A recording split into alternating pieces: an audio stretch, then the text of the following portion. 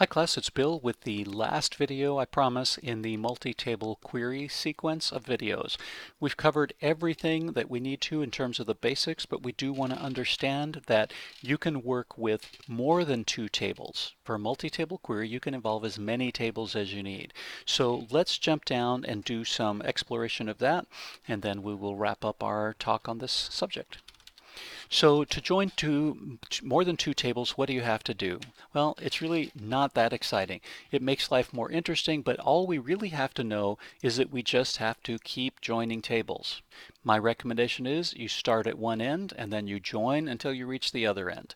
You can do it other ways. You can start in the middle and then branch out, but I think logically it makes best sense to, at least my brain, to figure out which end. Doesn't matter which one, right? Start at one end and join until you reach the other. Again, follow the primary keys and foreign keys. And again, you've got to have join conditions, right? Every time you join in a new table, you have to make sure it matches with this large virtual table that you're creating along the way. So there has to be a basis for joining the new table that you're adding in to whatever went before. And again, if you start at one end, that should be kind of reasonable. And again, you want the EER sitting there so that you can see it. What's different about the syntax? Well, really nothing. You just keep going, right? You just join to whatever, and you can use on, you can use using, you can do whatever you want to do. You can use outer joins, you can use inner joins, right? So you can use everything we learned before. You just have more tables to deal with. So let's do an example with our pets and see how to write one of those things. So what if we wanted to get a list of the pets by their name and the adoptive parent's name and phone number? So now let's go and look, as we did at the very start, which tables do we need to involve? Well, we want pets by name. Great. Here's the pets by name. It comes from that table. And then their adoptive parent's name. Oh, wait, that comes from the customer table right here. But wait a minute, that table and that table aren't directly related, so that means we're going to have to go through and use this table. Even if we thought we didn't need to, we have to because that's where the chain leads us, right? We got to follow this chain to get here and this chain to get here. So we're going to need to work with three tables. Even though the data only comes from two, it doesn't make any difference, right? So now we have a three-table join that we need to do. So let us bring up our handy dandy notepad window and see how we're going to do that. I'll make this a little smaller. Okay, so how are we going to do this? Well, I'm going to say select. I want the pets by name. Pet name. I want the adoptive parent's name. Cust name. Great. We could pull the adoption date while we're going. We weren't asked to do that, but we certainly are going to visit all three tables, so we could do that if we needed to. Oh, we want the phone, so cust phone. Great. Now, what tables do we want to do, right? From. Well, we can start at one end or the other. This time I'm going to start with customer. You could start at the other end if you like, right? From customer. Now, don't do this, right?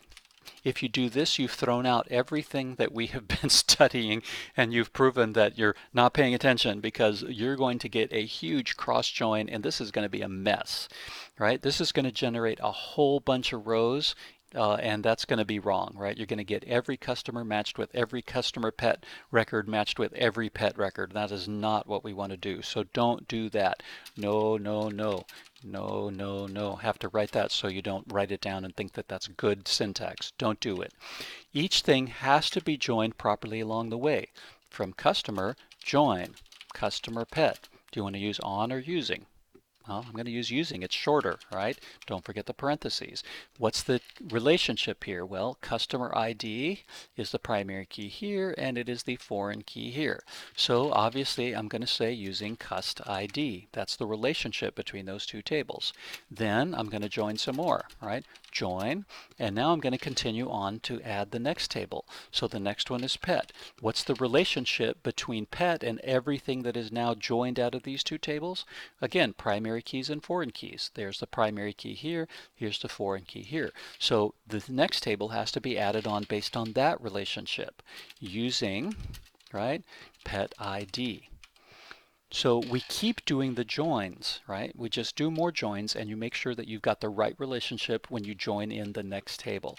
Now, in terms of making this readable, I probably would tend to go with something like this, right? I would line these up so it's really clear.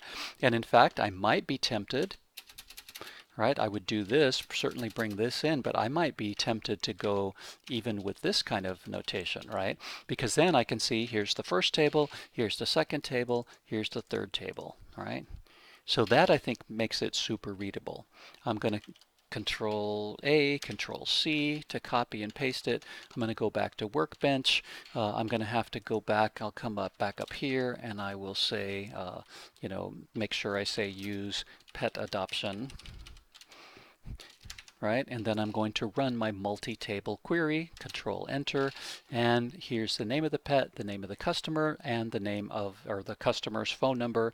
Again, this is an inner join, right? I didn't say I wanted all pets, I said I just want all the matching ones.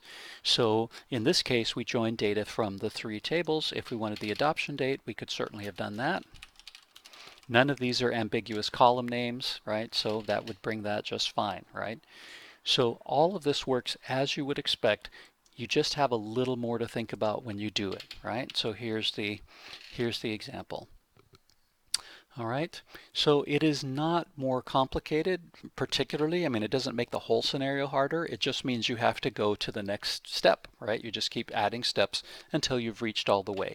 That gets particularly interesting when you have a sample database like Sequila, because there are so many tables that you can do really long distance relationships. You may have to go 4, 5, 6 tables along the way and find a route that makes sense in order to join. So part of your assignment will make you think about that and go a little bit farther.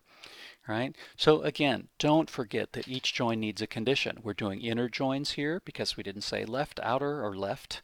So we're doing inner joins, and regardless of what type of join, you probably want to use a join condition or you're going to get bad data. There's going to be a practice for that. Of course, you can do that here. I won't have the answers, but you can certainly work on this to really get your skills. In this case, you'll have to do more than 2 tables. Here's another practice. Again, you're going to do more than 2 tables, and these are going to use the AP database, I believe, is what these are using. All right, so basically that is how this stuff works, right? That's how multi-table joins work. There's a bunch of tips. So I'll let you read this. I won't read it to you, but the main tips are figure out what tables, make sure you find a logical path, make sure you find join conditions, and again, if it's not a primary key, foreign key combination, you're probably joining it incorrectly. For some reason, students have a hard time remembering. It got to be those keys, right? Said it from the first day, got to be about keys. Then you figure out what kind of join. Do you want an inner join, or do you need to use an outer join because you want to see all of something regardless of matching, etc. All right, so that really covers what we need to for multi-table queries with lots of examples. I hope you've enjoyed that video. If you're in class, there's some other work that you're going to have to do between the time we meet to talk about this and the next week, but here's a list of some of those things. And that brings us to the end. So I hope you've enjoyed this video series, and good luck working with SQL with multi-table joins, and let me know if you have other questions. Thanks for watching these videos.